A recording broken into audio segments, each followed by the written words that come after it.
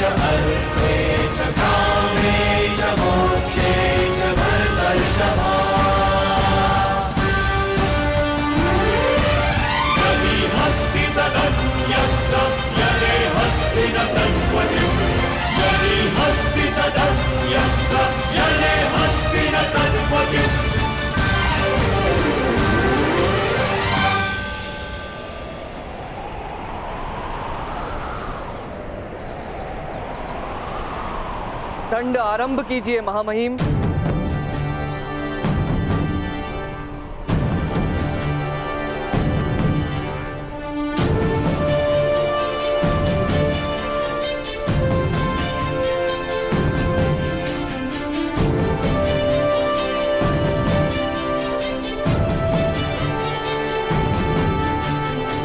पितामह,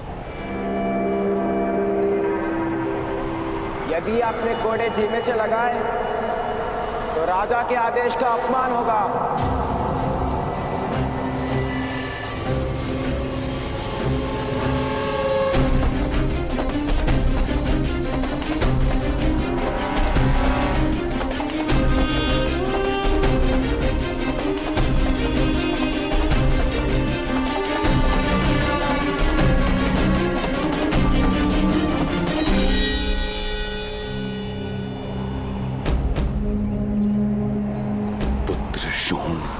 मुझे क्षमा करना।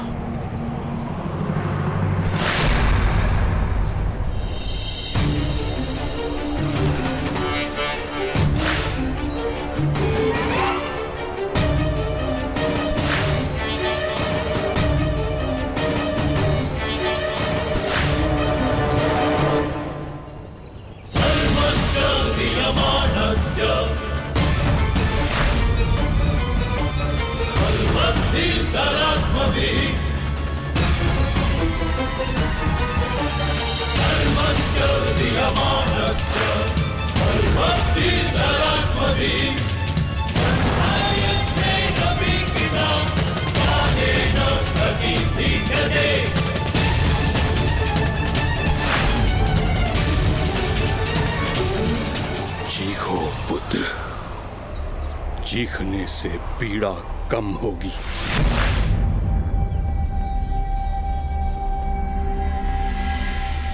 जब पीड़ा सहनी है तो कम क्या और अधिक क्या।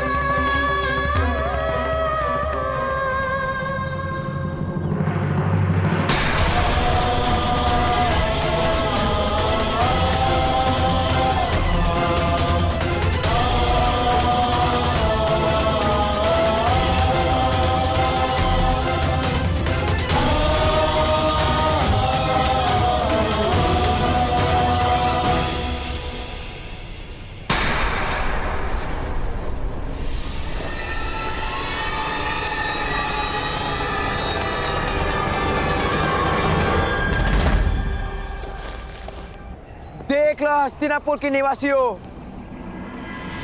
इन सूत के पुत्र ने एक राजकुमार पर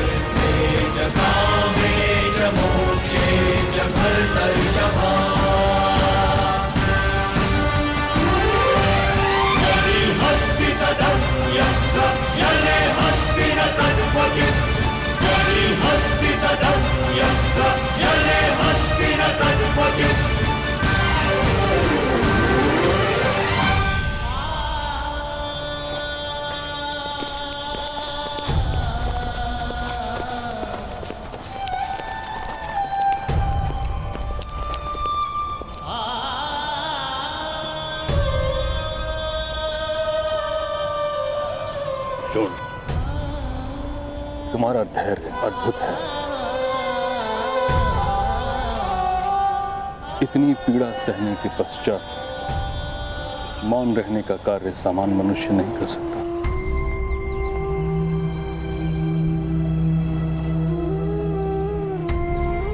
चीख कर दंड देने वाले को संतोष देने की मेरी इच्छा नहीं थी मामाई। क्षमा कीजिएगा। तुमने उचित किया शोण। पीड़ित की चीख से न्याय को बल मिलता है। मैं तुमसे क्षमा मांगता हूं।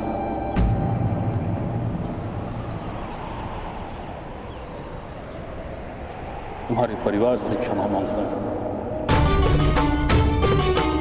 और वचन देता हूं कि आज के पश्चात जीवन में एक बार कोई चीज मांगो, तुमको अवश्य दूंगा। मैं वचन देता हूं, मैं कभी आपसे कुछ नहीं मांगूंगा। पीड़ा का व्यापार नहीं करना मुझे। आदेश दीजिए महामाई, शोण को चिकित्सा की आवश्यकता है।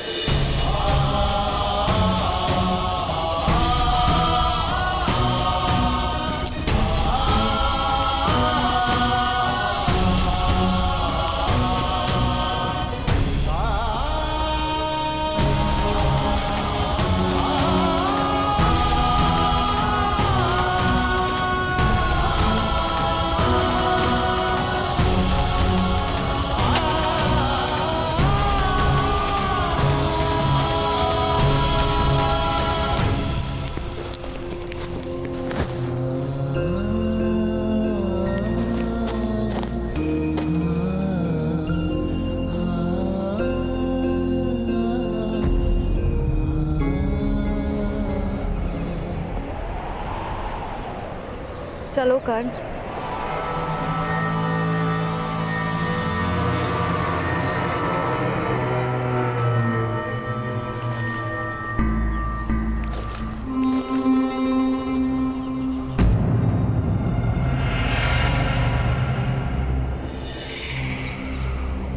महामहिम, आपको अभिनंदन।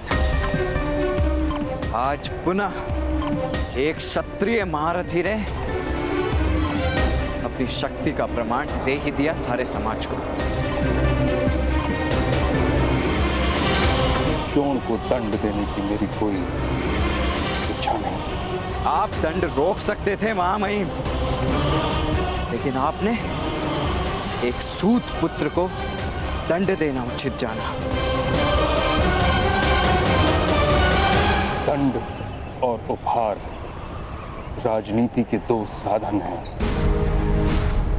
इन्हीं से राज्य चलता है और इन्हीं से राज्य समाप्त भी होते हैं महामहिम। तलवार के प्रहार से यदि पत्थर टूटते हैं तो पत्थर के प्रहार से तलवार भी टूट सकती है। विद्रोह का प्रदर्शन मत करो कर्ण, अन्यथा मुझे तुम्हें भी दंड देना होगा।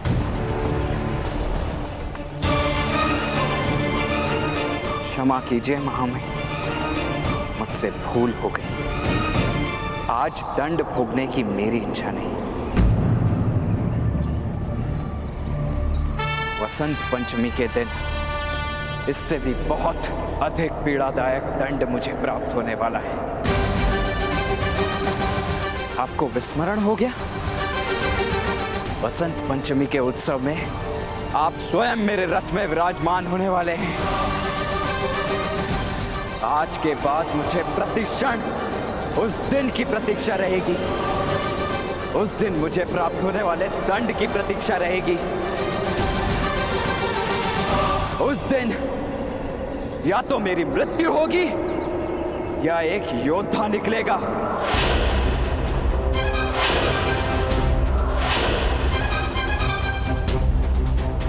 प्रणिपात।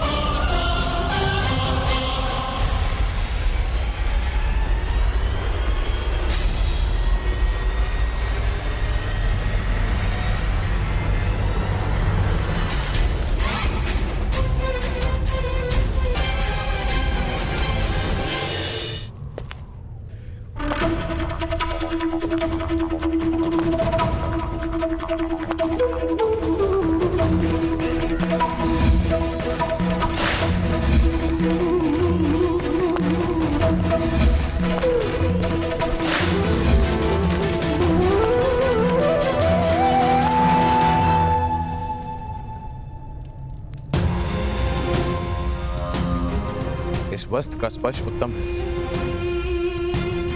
इसका उपवस्त्र निर्मित करवाओ।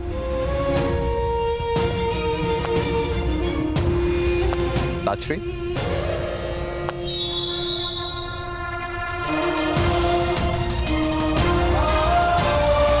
जो वस्त्र हम धारण करते हैं वो दूसरों को दिखते हैं धृतराष्ट्र। क्या तुम कभी ये जान सकते हो कि तुम्हारी छवि इन वस्त्रों में कैसी लगती है, प्रिय या नहीं? एक नेत्रहीन को रंग और छवि से क्या संबंध ताजश्री? वस्त्र और व्यवहार मनुष्य का चरित्र निर्माण करता है। अनुचित वस्त्र और अनुचित व्यवहार से प्रजा की दृष्टि में राजा गिर जाता है। क्या तुम ये नहीं जानते? नेत्रहीन होना दुर्भाग्य है, किंतु मन, बुद्धि और हृदय से दृष्टिहीन होना अपराध है।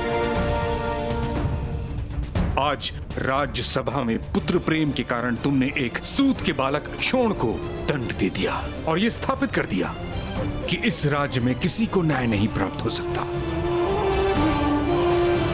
न केवल ये, बल्कि तुमने अपने पुत्रों को यह विश्वास दिला दिया कि वो हर प्रकार का दुष्कर्म करने का अधिकार रखते हैं। यदि दंड ना देता तो राजकुमारों का अपमान इस समाज की रीत बन जाती ताजश्री। दंड के आधार पर सम्मान तो प्राप्त हो सकता है, किंतु उत्तम व्यवहार से समर्पण प्राप्त होता है और इस समय राज परिवार को समर्पण की आवश्यकता है, सम्मान की नहीं। बल के प्रयोग से ही समर्पण प्राप्त होता है ताजश्री। बल से विद्रोह उत्पन्न होता है, इतिहास साक्षी है। अगर इतना सरल सा सिद्धांत तुम्हें समझ में नहीं आता तो तुम राजा बनने के योग्य नहीं हो।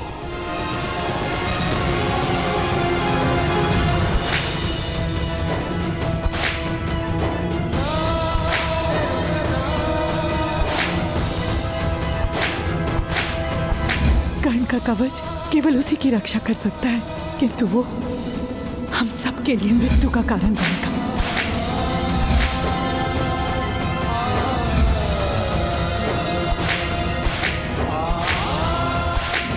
धनुष का स्पर्श करता है, उसका हाथ काट दिया जाता है। अपराधी 10 कोड़े मारने का आदेश है।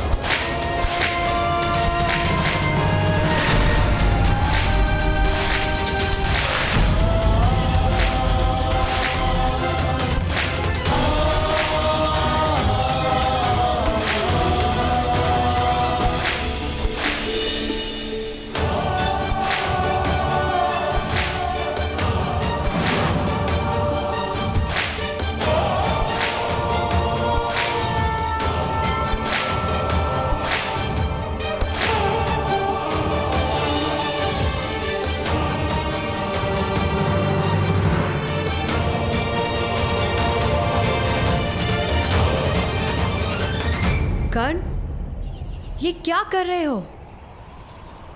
मुझे भी पीड़ा का अनुभव करना है। मेरे कारण सदैव दूसरों को पीड़ा हुई है। मेरे कवच के कारण सदैव मेरी सुरक्षा हुई है। यदि मुझे पीड़ा का अनुभव नहीं हो सकता तो क्या अधिकार है मुझे दूसरों को पीड़ा पहुंचाने का? तुम्हें इस पीड़ा का अनुभव है कर्ण? तुम्हारा कवच तुम्हारा सामर्थ्य नहीं, वो पीड़ा तुम्हारा सामर्थ्य है। ऐसा सामर्थ्य जो अपने भाई की रक्षा न कर सका? ये दंड किस लिए था? क्या अपराध था शौंड का? वास्तव में अपराध जैसा कुछ होता भी है या ये समृद्ध और बलवान लोगों का निर्मित किया हुआ छल है? अभी इन विचारों का समय नहीं है कर्ण। इस समय शौंड को तुम्हारी आवश्यकता है। नहीं नहीं, मैं घर नहीं जा सकता वृषाली। मैं शौंड की पीड़ा नहीं देख सकता। उसकी देह पर पड़ने वाला एक एक घाव मेरे हृदय को चीर रहा है। अब उसकी एक एक चीख से मुझे मृत्यु की इच्छा होगी। आज प्रथम बार ऐसा प्रतीत हुआ कि मेरा समग्र जीवन एक कारागार है। मुक्ति केवल एक कल्पना है, स्वतंत्रता एक छलावा है। वास्तव में मृत्यु ही मेरे जीवन की बेड़ियों को तोड़ने का एक मार्ग है।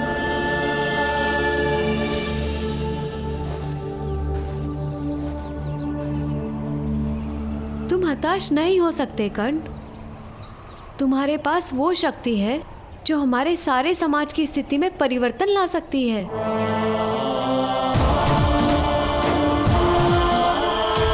चलो कर्ण, शौंड की पीड़ा से भागो मत, उसे देखो, उस पीड़ा को अपना परिचय बना लो। केवल तुम्हारा सामर्थ्य इस पीड़ा की प्रतिध्वनि हस्तिनापुर के सिंहासन तक पहुंचा सकता है।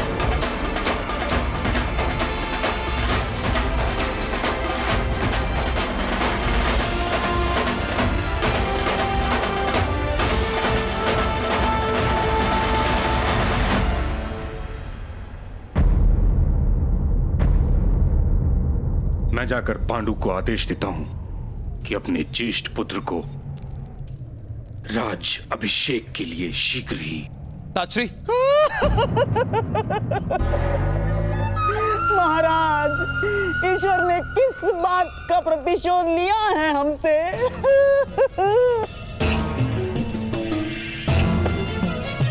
क्या हुआ शकुनी? ऐसे विलाप क्यों कर रहे हो? आश्चर्य है महाराज, मेरे गुप्तचरों ने मुझे जो समाचार दिए हैं वो अभी तक आपको प्राप्त नहीं हुए। हस्तिनापुर गुप्तचरों के माध्यम से अपनी सुरक्षा नहीं करता कंधार राज। वह कार्य कायरों का है। स्वीकार करता हूं महामहिम कि मैं कायर हूं, किंतु इस समय महत्व का ज्ञान भी मेरे ही पास है महामहिम। महाराज, वन में महाराज पांडु और महारानी माद्री का निधन हो गया है महाराज।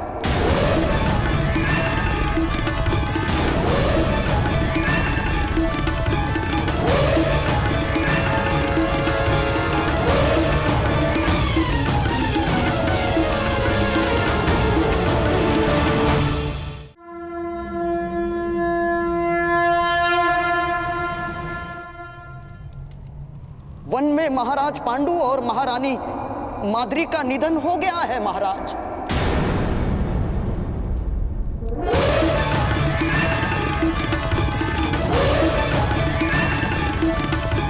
असंभव।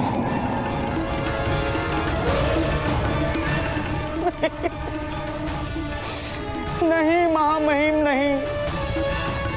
जीवन और मृत्यु के चक्र से केवल आप सुरक्षित रह पाए हैं, सामान्य मनुष्य नहीं। महारानी माद्री ने अपने प्राण त्याग दिए हैं महामहिम।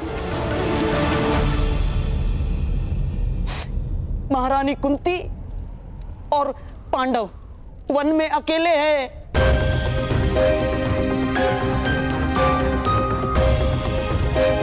बड़ा कठिन हो जाएगा महारानी कुंती और उनके पुत्रों का जीवन।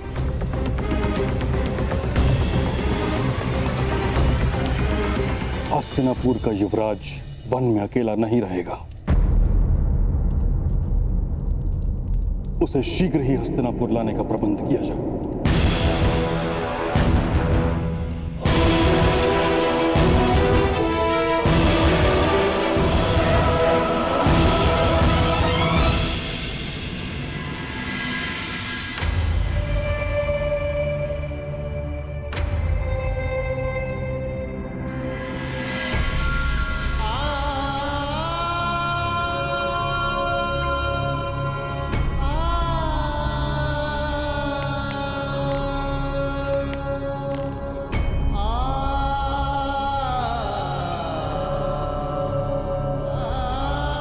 शॉन, तुम स्वस्थ तो हो ना? 4 लड्डू खाकर आप स्वस्थ नहीं रह सकते। मैंने तो 10 कोड़े खाए हैं। मैं किस प्रकार स्वस्थ रहूंगा?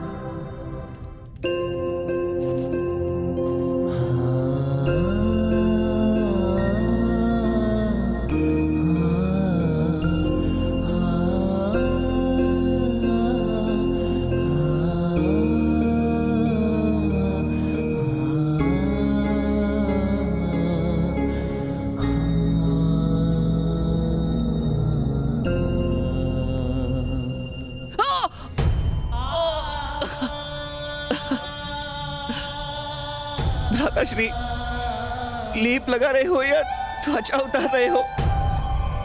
मुझे क्षमा कर देना शॉन। चलो, अपने भ्राताश्री को क्षमा मांगने का अवसर भी दे दिया मैंने।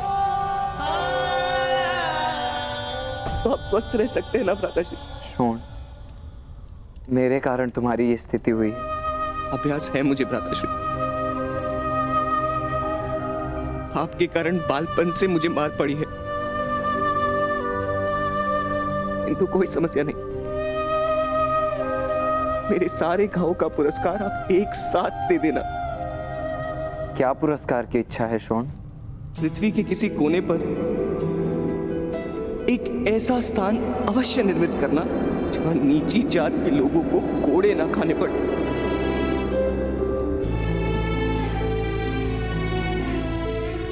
और वहां मेरे लिए एक बड़ा सा भवन निर्मित करना।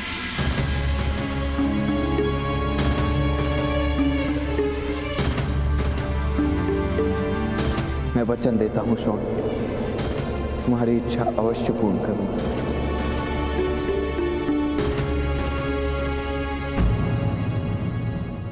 तुम्हारे एक एक रक्त बिंदु का प्रतिशोध लूंगा मैं।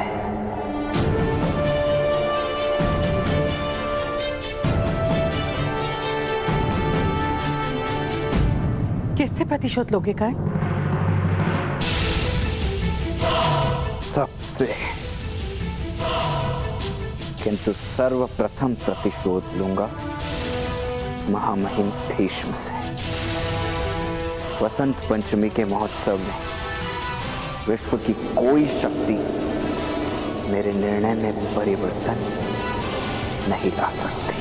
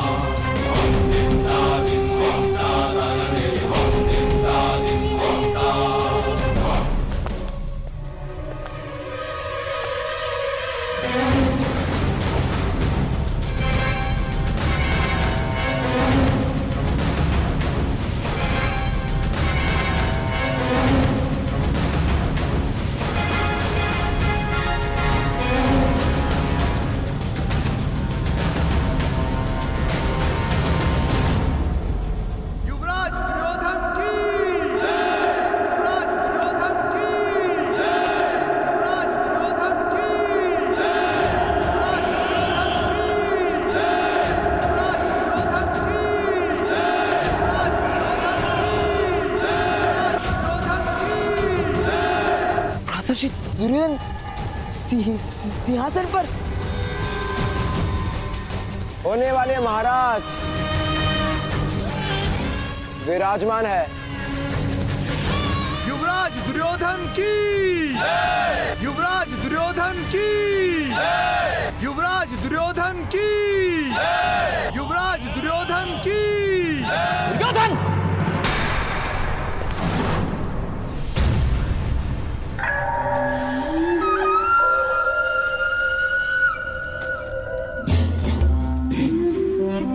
यदि इस घटना के समाचार भीष्म और विदुर को मिल गए तो तुम्हें दंड अवश्य मिलेगा पुत्र।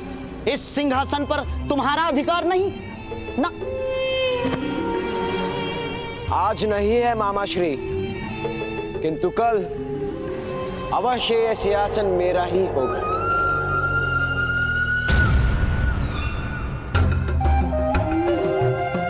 स्वप्न देखने वाला सुख पाता है और सत्य देखने वाला सफलता पाता है। तात्पर्य? तात्पर्य यह है पुत्र कि तुम्हारा स्वप्न है कि तुम युवराज हो, किंतु सत्य यह है कि भीष्म और विदुर उस पांडु पुत्र युधिष्ठिर को ही युवराज बनाएंगे। हाँ।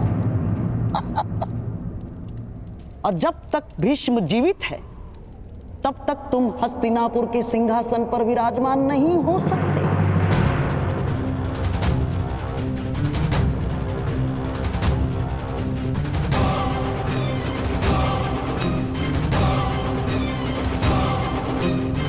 किंतु भीष्म पितामह को इच्छा मृत्यु का वरदान है, उनकी मृत्यु होना असंभव है।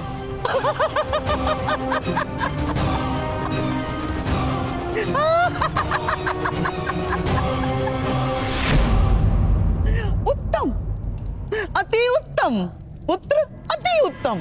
किंतु पांडु पुत्रों को तो ऐसा कोई वरदान प्राप्त नहीं है ना पुत्र।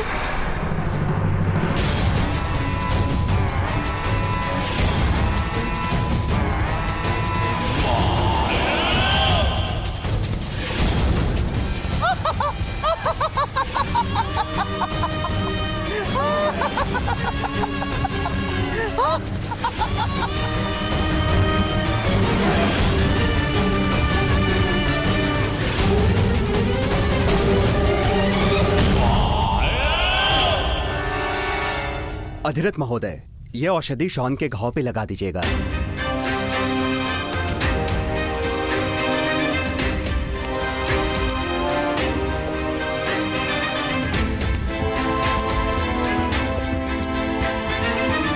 अधिरथ महोदय,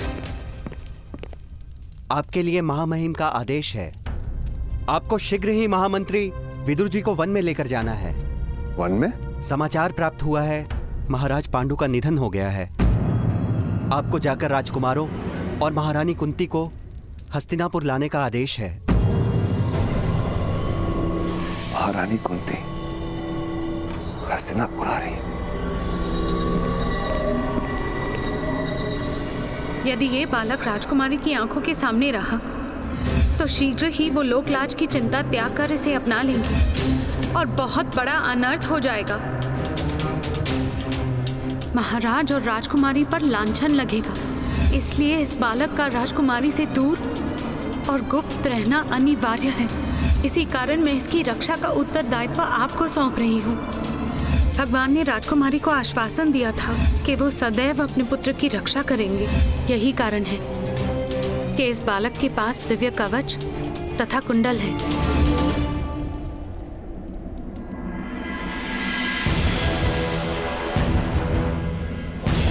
क्षमा कीजिए भगवान सूर्य नारायण,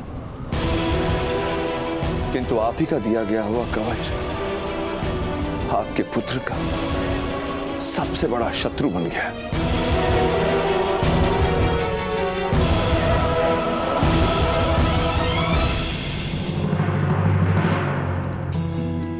शॉन,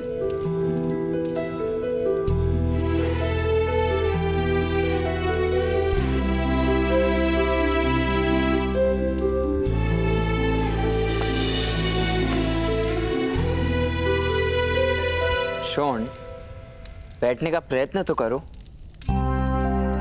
नहीं भ्राताश्री, अब मैं 1 वर्ष तक नहीं बैठूंगा।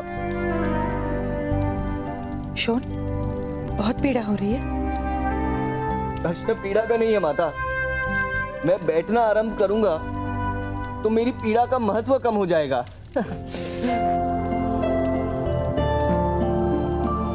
शॉन, तुम 1 वर्ष तक कैसे पड़े रह सकते हो? वसंत पंचमी केवल 1 मास के पश्चात है। मेरी परीक्षा देखने नहीं आओगे?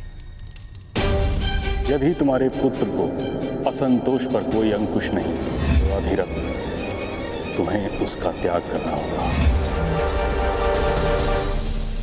बसंत पंचमी के दिन कोई परीक्षा नहीं होगी।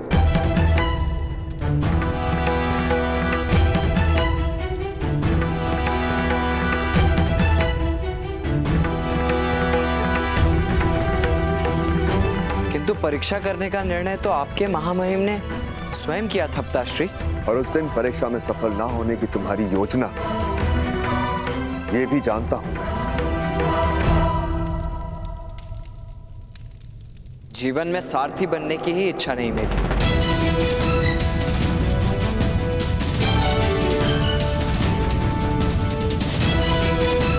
क्या बनना है तुम्हें? धनुर्धारी तो बन नहीं पाओगे। जीवन भर विद्रोह करते रहोगे। जीवन भर तुम्हारी माता को चिंता करवाओगे। क्या तुम्हारे पिता को जीवन भर क्षमा याचना करनी पड़ेगी? तुम्हारे भाई को जीवन भर दंड भोगने पड़ेंगे? ये योजना है तुम्हारी? चिंता करने वाली, क्षमा मांगने वाली और दंड देने वाली परंपराओं को तोड़ने की योजना है।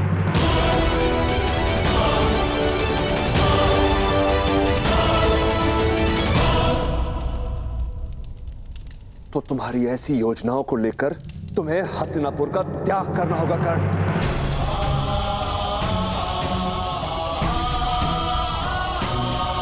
अब तुम्हारा यहां कोई स्थान नहीं है।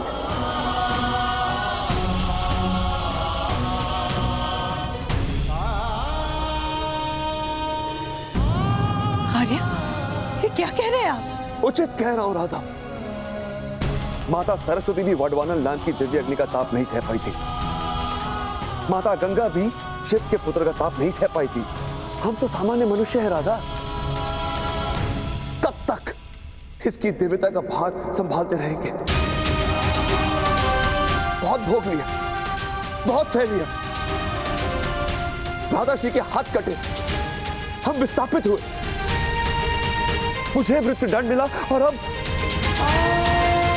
ये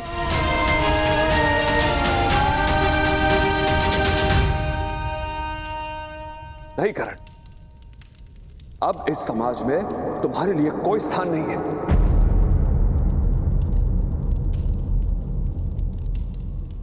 तुम्हारे ताऊ के पास वन में ही तुम्हारा स्थान है।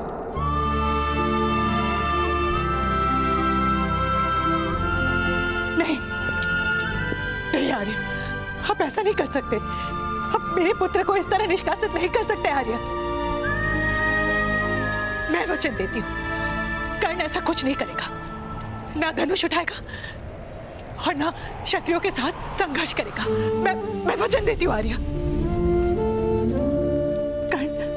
कर्ण अपने पिता को वचन दो। कर्ण वचन दो अपने पिता को, वचन दो।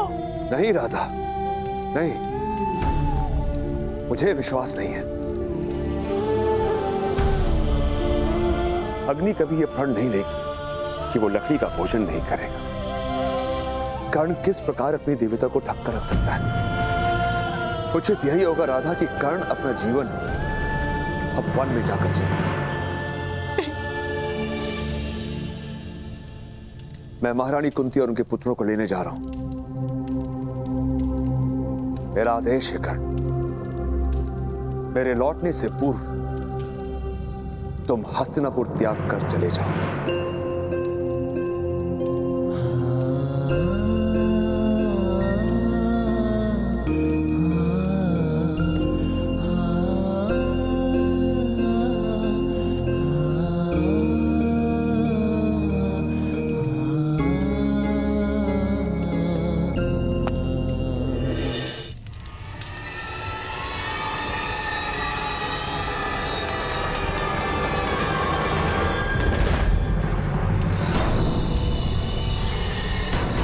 गांधार राज शकुनी,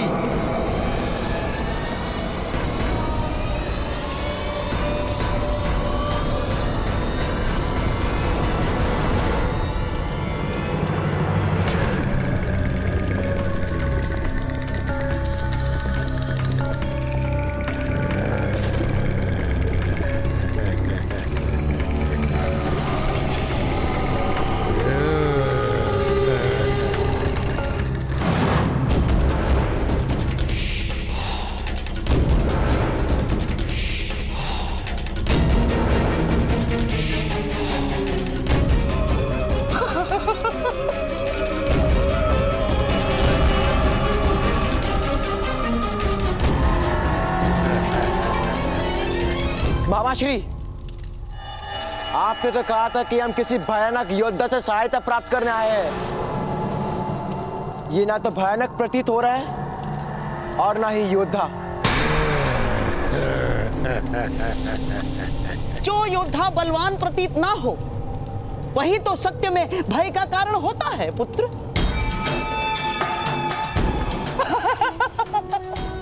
ये है अग्नि पर्व।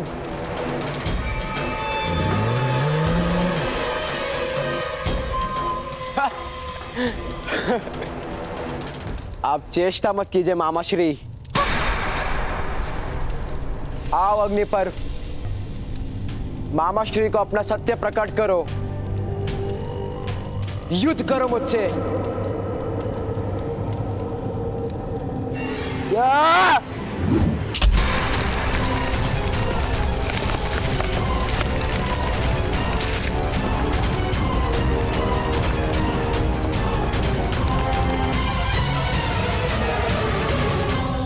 राजकुमार दुर्योधन केवल मनुष्य अहंकार के लिए युद्ध करते हैं। राक्षस तो केवल मूल्य के लिए युद्ध करते हैं, मूल्य के लिए। क्या मेरा मूल्य आप चुका पाएंगे गांधार राज? अवश्य अवश्य अग्नि पर्व, अवश्य। प्रतिदिन गांधार से एक चक्र, एक रथ भर भोजन तुम्हारे और तुम्हारे भ्राताश्री के लिए पहुंचा दिया जाएगा। किंतु पांडु पुत्रों की मृत्यु इतनी सरल नहीं होगी, ध्यान रहे अग्नि पर्व। अग्नि पर्व के लिए किसी भी मनुष्य की मृत्यु सरल है।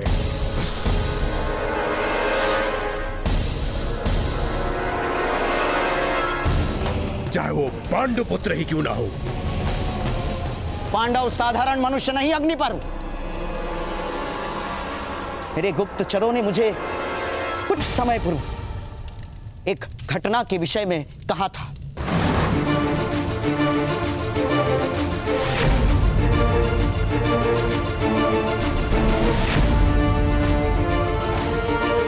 उन पांचों में सबसे बलवान है भीम।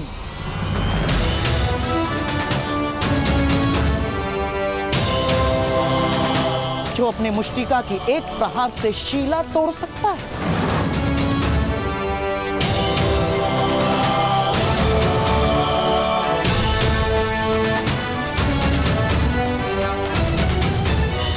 नकुल उन पांचों में सबसे चपल है। विचारों की गति से उसकी तलवार घूमती है।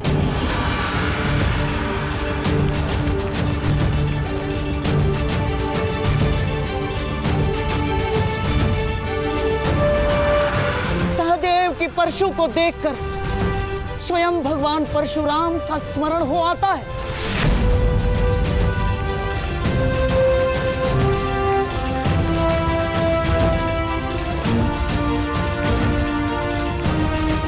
सबसे ज्येष्ठ युधिष्ठिर का भाला शब्द वेदी है।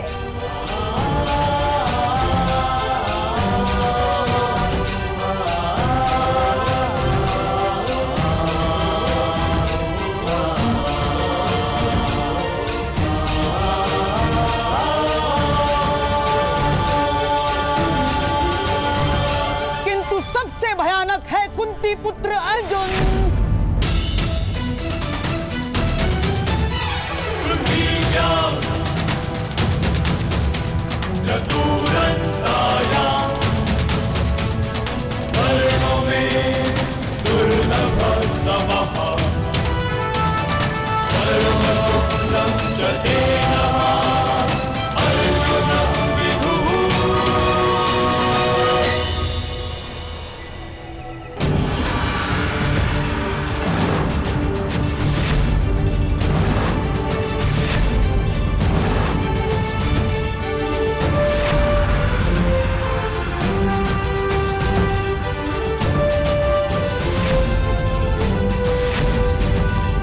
नैमिषारण्य के निकट एक गांव में जब नागों का आक्रमण हुआ था, तब इन्हीं 5 भाइयों ने प्रतिकार किया था।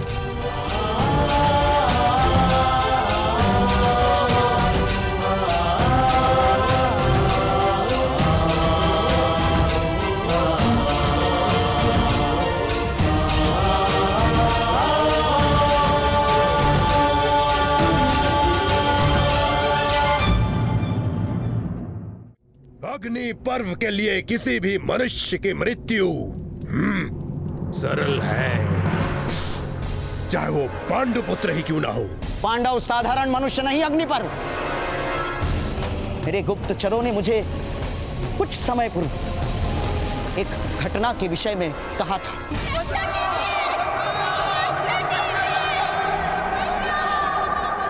नैमिषारण्य के निकट एक गांव में जब नागों का आक्रमण हुआ था, तब इन्हीं 5 भाइयों ने प्रतिकार किया था।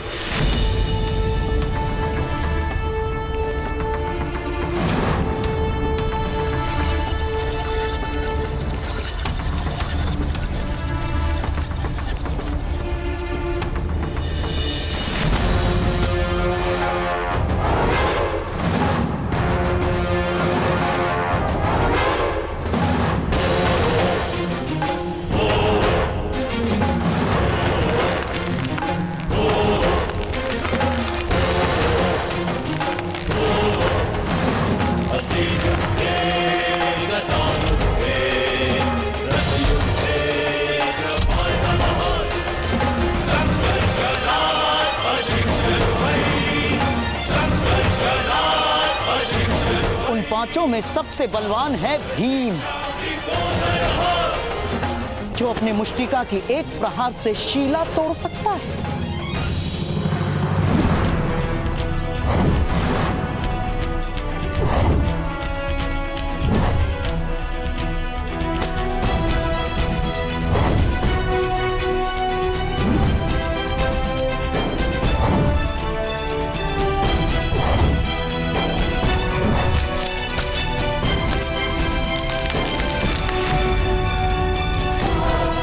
नकुल उन पांचों में सबसे चपल है। विचारों की गति से उसकी तलवार घूमती है।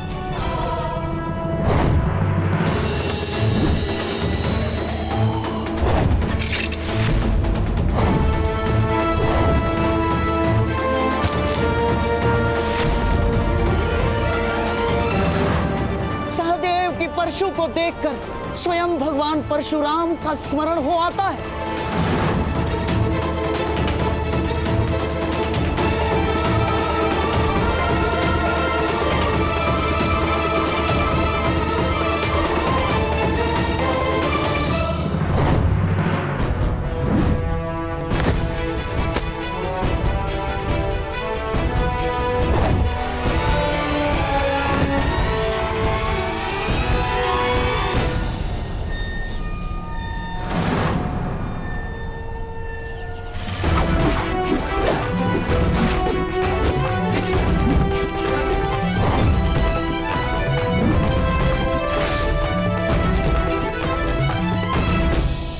सबसे ज्येष्ठ युधिष्ठिर का भाला शब्द वेदी है।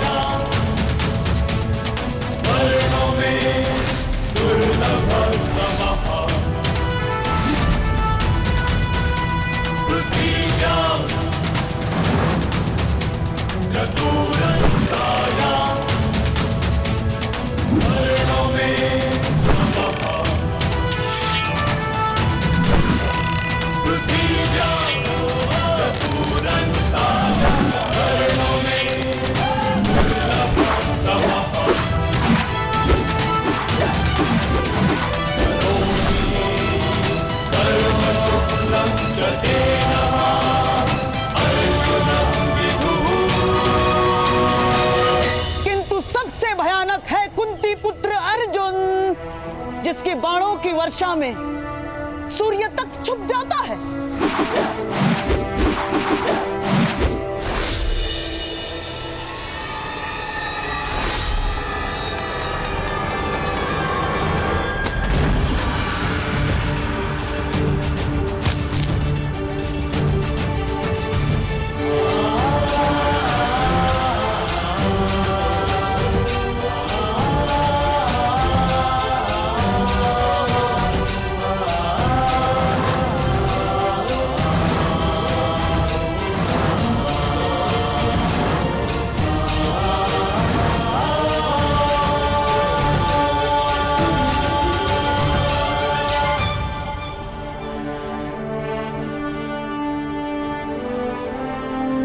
उन पांचों के संयुक्त बल ने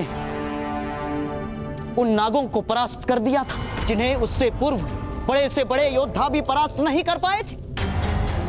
मृत्यु के पूर्व आपके वो 5 अवश्य ही विचार करेंगे कि 5 के स्थान पर अगर 6 होते तो कदाचित कुछ क्षण अधिक जी पाते। गांधार राज, मेरा पुरस्कार सज्ज रखिएगा। उन 5 को मारने के पश्चात यदि मेरा पुरस्कार ना मिला तो मैं आपका भी वध कर दूंगा गांधार राज।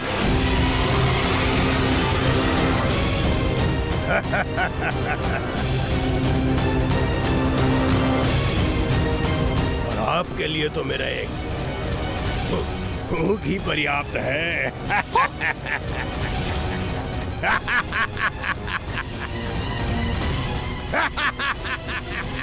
अग्निपर्व, केवल शब्द ही है तुम्हारे पास या अपनी शक्ति का प्रमाण भी दे सकते हो?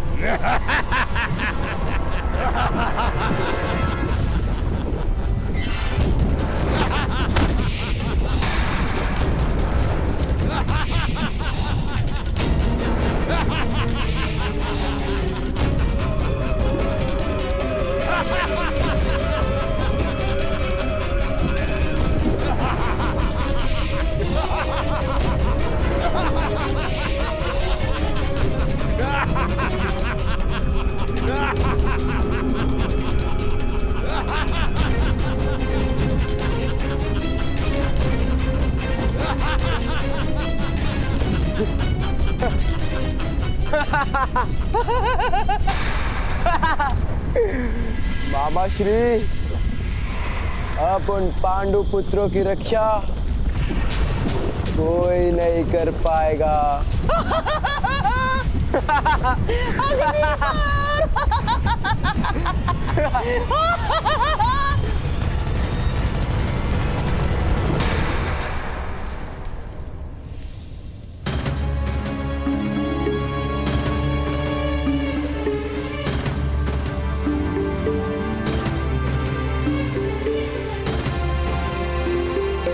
तुम्हें इसकी आवश्यकता होगी और कुछ औषधियां भी रख रही हूं। माँ, मेरे जाने का समय हो गया है। सूर्योदय के पूर्व मुझे निकलना होगा।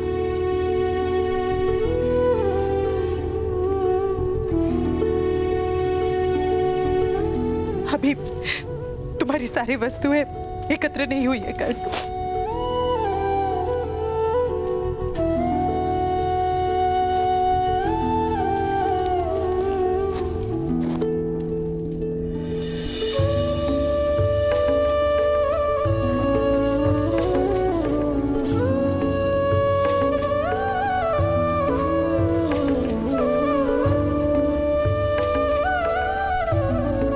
मुझे केवल आपके प्रेम की आवश्यकता है माता।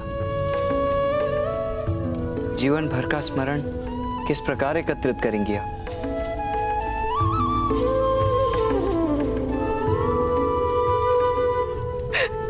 मत जाओ पुत्र, अपने पिता के आदेश का विरोध कर लो। पिता के आदेश पर तो प्राण भी त्याग दिए जाते, यही सिखाया था ना आपने। किंतु पुत्र, माता का हृदय कैसे शांत होगा? संकल्प से माता। संतान का भविष्य माता और पिता के संकल्प से निर्मित होता है।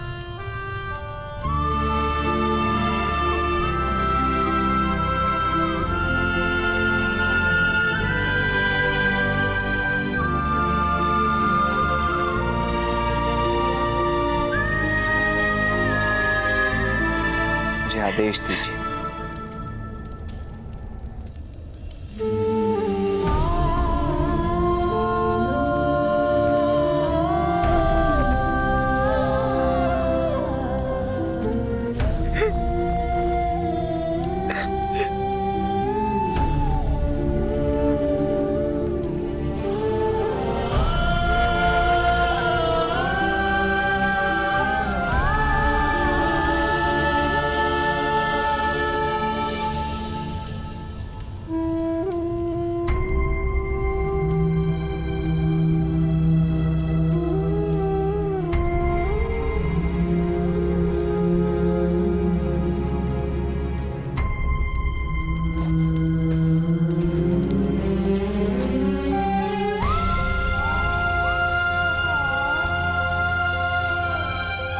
तुम्हें तो अत्यंत आनंद हो रहा होगा मेरे जाने से शॉन। अवश्य, अत्यंत आनंद है मुझे। देखिए, मेरी आंखों में एक आंसू भी नहीं है।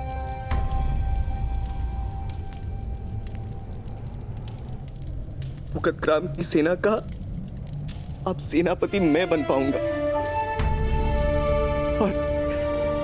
और पीठ पर कोड़े भी नहीं पड़ेगी।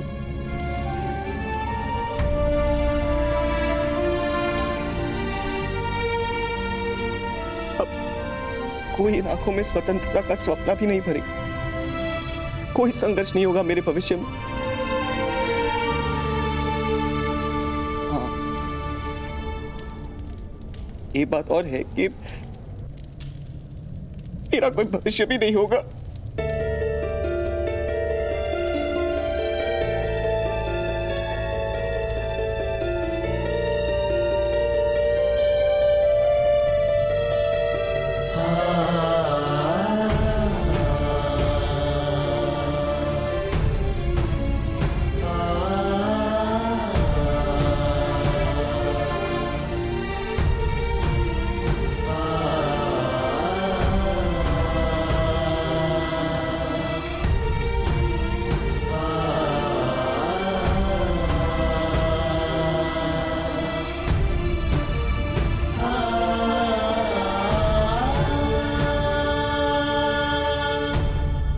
आशीर्वाद दीजिए माता।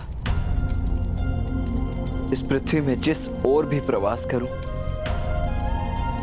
अपनी माता को ही पाऊं।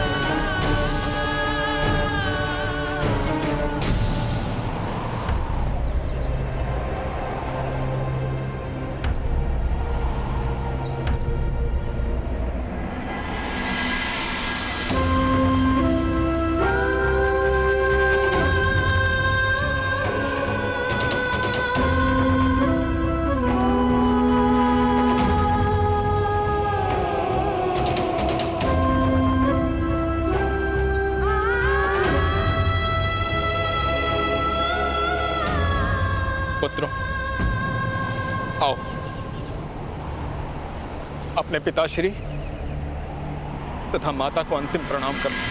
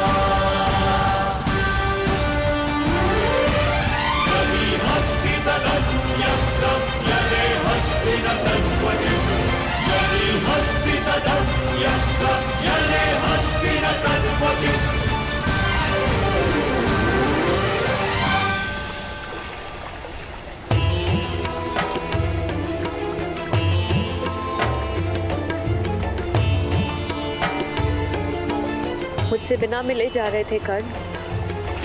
तुम्हें साथ चलने को कहने का अधिकार नहीं?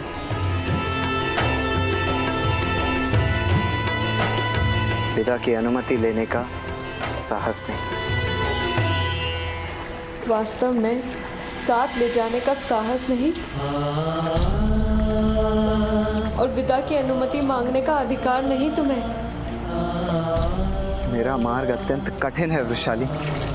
और मेरा जीवन तुम्हारे बिना कठिन नहीं होगा? मैं विवश हूँ वृषाली।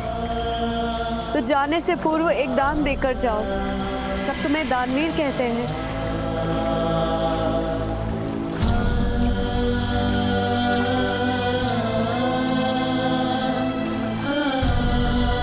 सूर्योदय का समय है वृषाली। प्राण मांगोगी तो देना होगा, जीवन मत मांगो। नहीं, जीवन नहीं मांगूंगी, केवल अनुमति मांगनी है, तुम्हारी प्रतीक्षा करने की अनुमति। इतना वचन दे दो कर्ण, एक दिन मेरी प्रतीक्षा का अंत करने अवश्य आओगे।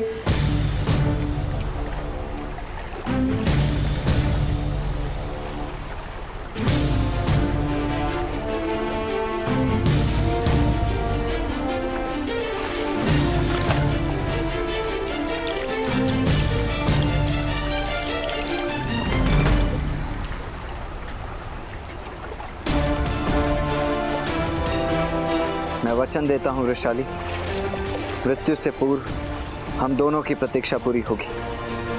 मैं अवश्य आऊंगा।